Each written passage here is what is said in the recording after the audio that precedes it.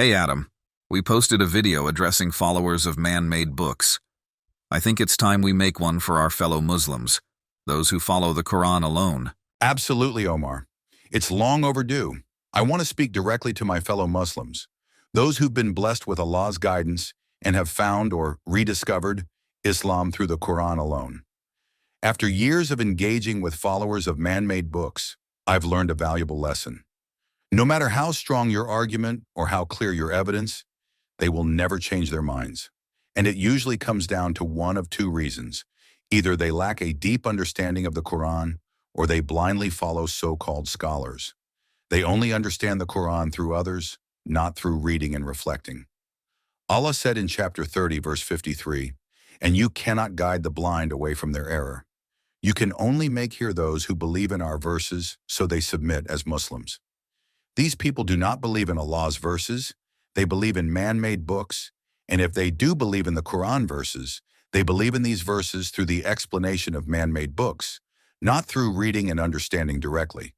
This verse confirms that these people cannot be guided by arguing with them. Indeed, those who disbelieve, it is all the same whether you warn them or do not warn them, they will not believe. Allah has set a seal upon their hearts. An example of how they understand the Quran through man-made books and through scholars is their explanation of this verse. Do they not reflect upon the Quran? If it had been from any other than Allah, they would have found within it much contradiction. To followers of man-made books, this verse only means two things: that the Quran is from Allah and should be reflected upon, something they ironically never actually do. They leave the reflection part to scholars. But for those of us who truly reflect, the verse carries 3 points. First, the Quran is from Allah. Second, every believer, not only scholars, is responsible for reading and understanding it directly. Third, any book other than the Quran will contain contradictions. That third point alone exposes the truth. Hadith books are not from Allah. They contradict the Quran and even contradict each other. This isn't a hidden flaw, it's glaring. Yet they're so blind, they can't see what's written in plain Arabic. Even when the contradictions slap them in the face, they still deny it. These so-called scholars that they follow will defend their man-made books at all costs. They twist facts, spread misinformation, and even hide truths they know in their hearts. Let me give you a few examples of how they twist the truth and how they fabricate Allah's verses. When you point out that Hadith says to kill anyone who leaves Islam, they respond, "Well, Allah said there's no compulsion in entering Islam, but He didn't say you're free to leave it." When you say the Quran clearly sets the punishment for adultery as 100 lashes, not stoning, they reply, "That only applies to unmarried people. Married ones still get stoned." And when you point out that their own Hadith books include a narration where the Prophet supposedly said, "Do not write anything from me except the Quran," they twist the meaning and claim it was just to prevent confusion between Hadith and the Quran. But if Hadith were truly a second form of revelation as they claim, and it's as important as the Quran, then why wasn't it recorded and preserved alongside the Quran during the Prophet's lifetime? They always have an excuse, even when it defies logic and common sense. So when you debate followers of man-made books, you're not really debating their own understanding. You're just hearing them repeat what their scholars said. Rarely do they study the Quran for themselves or take the time to reflect. These so-called scholars often pick one vague word or unclear phrase from the Quran and use it to claim that you can't understand Allah's book without their help. But we who read the Quran regularly know the truth. 90% of the Quran is crystal clear, and in that 90% is everything a Muslim needs to understand their faith: what to believe, what to do, and what to avoid. I agree with what you are saying, Adam. I personally believe that we, Quran followers, follow a completely different religion from those who follow man-made books. That's true, Omar. You cannot follow both the Quran and Hadith books and claim they are the same religion. These books bring different laws and a different message. You are either a Muslim who follows Allah's instructions in the Quran, or you are a mushrik who associates man-made books with the Quran. So why argue with these people? To be honest, arguing with them has only strengthened my faith in the Quran. Their responses make it obvious. They have no logic, and they openly admit that man-made books are as important as, or even more important than the Quran. That alone confirmed to me that I'm on the right path. Well, the comment of this guy says it all. This guy says, every time that I say that, the hadiths are preserved, you go silent. Let's say that somehow the hadith contradicts the Quran. That'd mean that Islam is false. It wouldn't mean that hadith magically becomes false. To him, hadith holds more weight than the Quran. And no way these man-made books contain false hadith. They are as truthful as Allah's own words. How can you argue with such illiterate people? He spent a good amount of time trying to convince me that research has proved that dipping a dirty fly in your drink is sunnah, and that one of its wings has disease and the other has the cure. Unbelievable. This is what they spend their time on, not on reflecting on the Quran. This guy and others like him obviously has never read or understood the verse. Say, if mankind and the jinn gathered together to produce the like of this Quran, they could not produce its like, even if they were to each other assistants.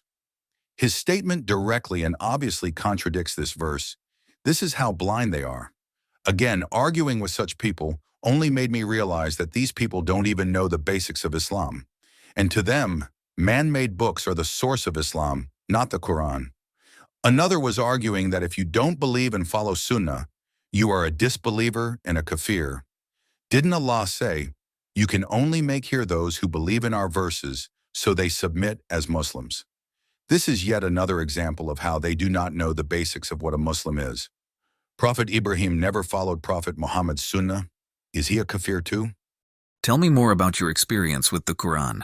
As I've said many times, I've come to realize that the vast majority of the Quran is crystal clear and easily understood by anyone who reads with sincerity. Here's a perfect example, a verse that beautifully summarizes what Allah asks of us.